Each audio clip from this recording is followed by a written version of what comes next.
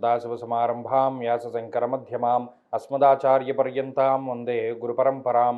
జ్యోతిషాస్త్రాన్ని భావితరాల వారికి ప్రసాదించిన ఋషుల యొక్క పాదపద్మాలకి నమస్కారం చేసుకుంటూ, అలాగే నాకు ఈ జ్యోతిష విద్యను నేర్పిన గురువర్యులు జ్యోతిష బ్రహ్మ కీర్తిశేషులు శ్రీ ఈరంకి సూర్యనారాయణమూర్తి గారు, సూర్య శ్రీ దైవజ్ఞ గారి యొక్క పాదపద్మాలకి నమస్కారం చేసుకుంటూ, ఓం శ్రీ మహాగణాధిపతి నమః, శ్రీ గురుభ్యో నమః, హరి ఓం.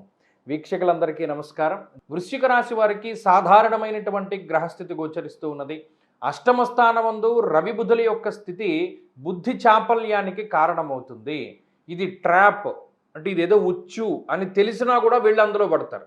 నేను చాకచక్యంగా దాటగలను అని అనుకుని మళ్ళీ అందులో పడుతూ ఉంటారు. ఇది చాలా జాగ్రత్తగా ఉండవలసినటువంటి వారము.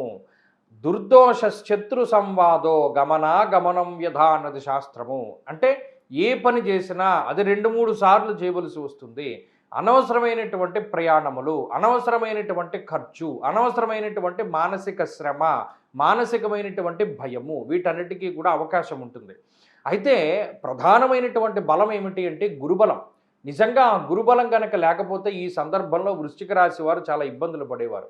ఇప్పుడు ఈ అష్టమంలో రవి బుధులు ఉండడము, సప్తమంలో కుజుడు ఉండడము, పంచమంలో శనేశ్వరుడు ఉండడము, అంటే కొంత అనాలోచితమైనటువంటి చర్యలు మీరు చేస్తూ ఉన్న ఒక సిక్స్త్ సెన్స్ ఏదో ఒకటి చెప్తూ ఉంటుంది.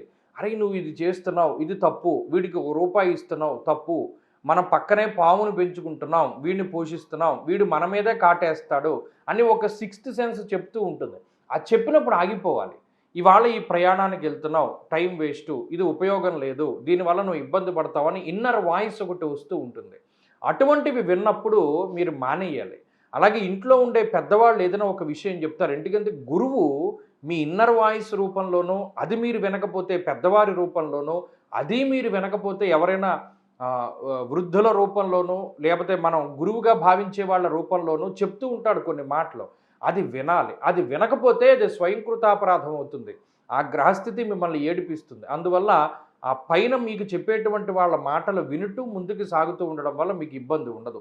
ఈ వారంలో ఆర్థిక ఇబ్బంది కానీ నష్టం కానీ ఏమీ ఉండదు. కానీ మిమ్మల్ని అధికంగా శ్రమ పెట్టి మీ చేత కాలక్షేపంతో ఏదైనా ఇబ్బందికరమైనటువంటి పనులు చేయించడానికే గ్రహస్థితి చూస్తూ ఉంటుంది. దాన్ని మీరు చాలా చాకచక్యంగా దాటాలి. అందుకనే చెప్పాను, ఎదర ఉచ్చు ఉందని తెలుసు, దాన్ని దాటడానికి ప్రయత్నం చెయ్యకండి, అసలు అటువైపు వెళ్ళకండి. అలా వెళ్లకుండా ఉంటే ఈ వారంలో బయటపడతారు. వృశ్చిక రాశి వారి ఈ వారంలో మరింత అనుకూలమైనటువంటి ఫలితాన్ని సాధించడానికై సంకటమోచన హనుమాన్ స్తోత్రాన్ని ఎక్కువగా పారాయణ చేస్తూ ఉండండి. ఈ వారంలో కలిసొచ్చేటువంటి రోజు గురువారంగా చెప్పవచ్చును. అదృష్ట సంఖ్య 8, అదృష్ట వర్ణము పసుపు. తదుపరి ధనురాశి.